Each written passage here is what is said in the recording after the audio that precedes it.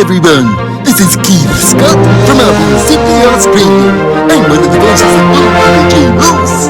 It's time to watch Relentless and Unstoppable. And so give it up for your main hosts, Douglas Kenney and Andy McPhee.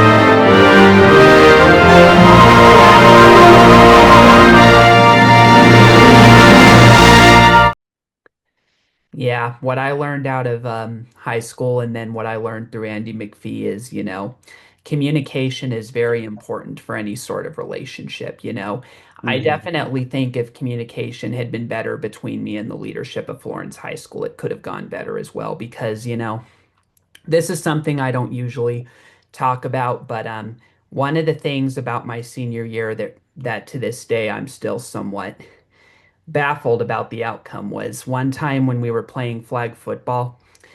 I was allowed to go with a few of my teammates to leave the school for just temporarily to go get dinner at the local Subway, you know. Hmm. And that was after school. And so what happened was it was during the summer. It was like in August or September. So what happened was when we ate our food, we returned to the school and we found out we were locked outside.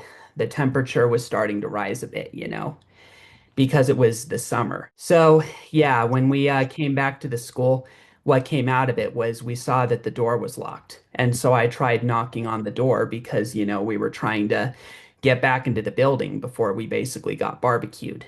And so Hmm. eventually the janitor from FHS, the janitor came and let us in. And she opened the door, and so I went past her and said thank you, and then we moved on.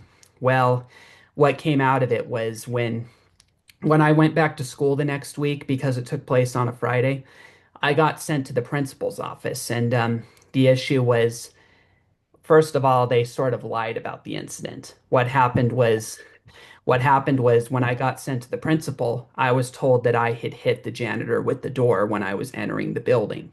And I was very baffled. It was like it wasn't anything intentional, even if it happened, because I was in there trying to get out of the heat.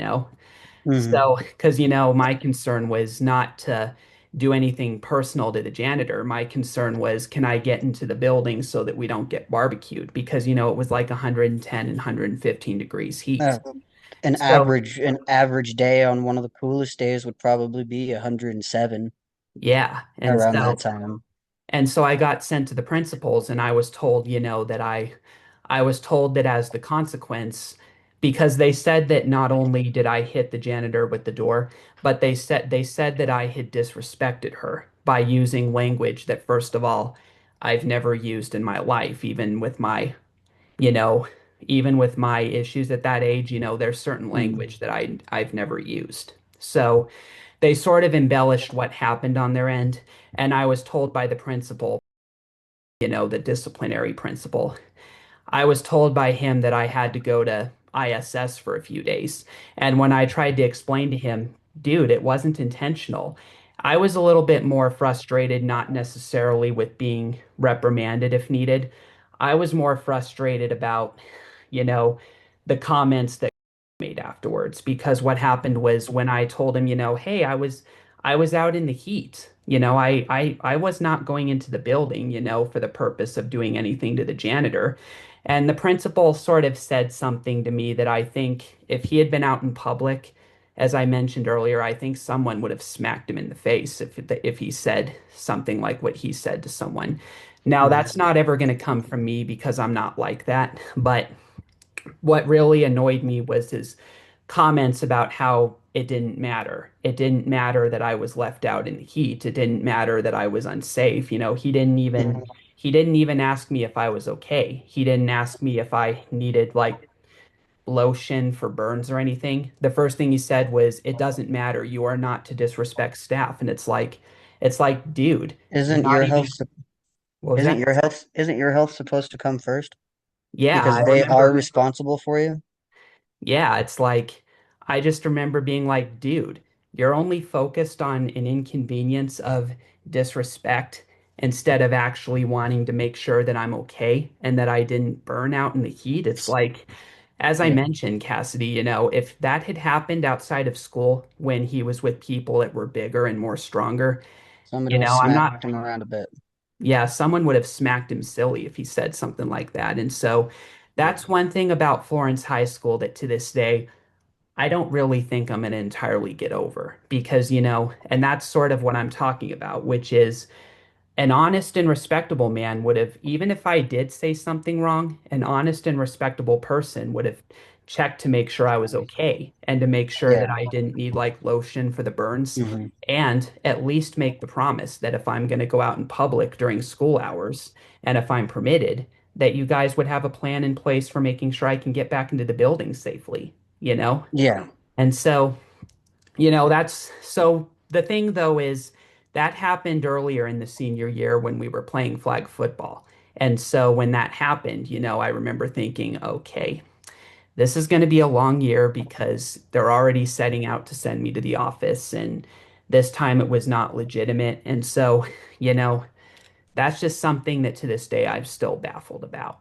I mean, other Yeah. infractions I did during those years, like like whacking people in the back when they didn't want, that I can Hmm. understand. But stranding me out in the heat and then playing victim when I come into the building, it's like, I'm never going to get that, I mean, Hmm. I'm past it because in the end, it doesn't matter, Students are leaving FHS for a variety of reasons. And so I sort of look at it as, they can claim all they want that in that incident I was in the wrong. But when you have a lot of people, leaving the school every year and you're not retaining students, sooner or later, you're going to have to see, is it us that's the problem? Hmm. You know what I mean? That's sort of how Yeah. I look at it. Yeah. I feel like our staff failed us, especially in like the last 2 years, because you remember we were using like the old, really beat up laptops that have been used for 10 years and like Uh-huh. rebuilt, like and brought back from the dead. Um, and then they got the new laptops, they got the Chromebooks, and they gave them to the freshmen and the sophomores. And it's like, wouldn't you give them to the juniors and the seniors who have already learned the consequences of breaking a laptop? And don't Yeah. you think that it's a little fairer we get it because we're getting ready to graduate? Yeah. And I remember when I started bringing my own Chromebook because my grandma gave me a Chromebook, and the tech lady just like very rudely demanded, might I add, Uh-huh. that if I turn in my laptop, I have to take my Chromebook in so she can restrict it. And it's like, this is my personal laptop. I'm not having you restrict anything. It's like, I'm sorry, but I won't go on YouTube. I won't go on Facebook during school hours. But Yeah. you are not restricting my laptop and my freedom. So I just took it to school every day and I kept the other laptop until the end of the year. Yep. And that's one other thing that came out of that whole incident with the janitor. What happened was you might remember this, but when do you remember how whenever we were disciplined, how we had to always sign a waiver telling the school that we would accept the outcome? I don't know if Yeah. I didn't reveal this to anyone, but I stopped signing those waivers after the incident with the janitor, and it wasn't because of rebellion. It was because I said, "Look, tell me what rules you that I violated, or else I'm not signing these waivers anymore." Because And they couldn't give you. They couldn't give you the rules you violated yeah, because they because were just blowing smoke up your bum. yeah, exactly. And so when the principal handed me the waiver, I said, I'm not signing this, sir, until you guys start telling me what rules I broke. And part of Yeah. that was me sort of, I wasn't bluffing, but I did that sort of as a test because, Hmm. reading the room, I wanted to say, can they come up with something that I broke? But the principal immediately started evading.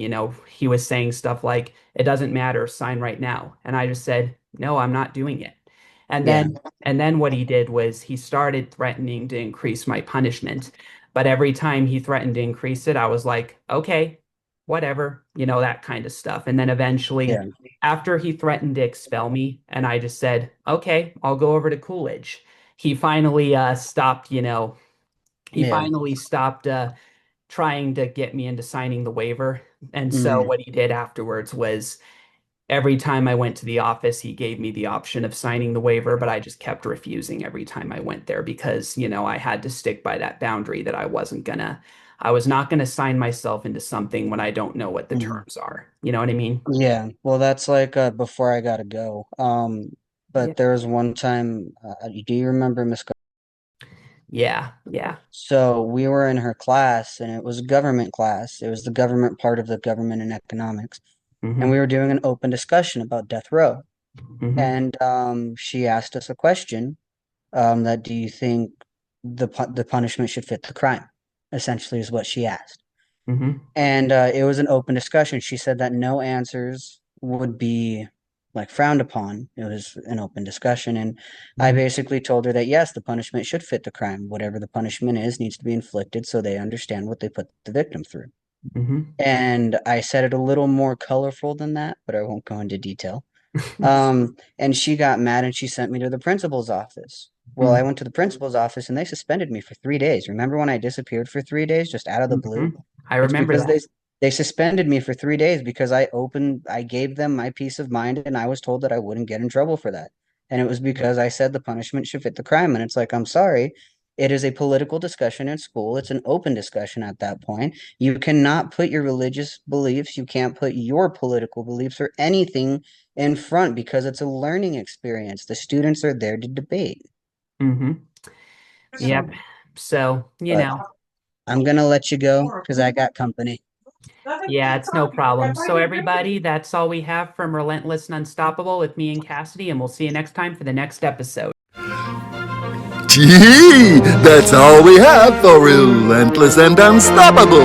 So tune into the next episode to hear more amazing stories from amazing guests. This is Keith Scott from Sydney, Australia saying so long, and I'm smarter than the average bear. Gee.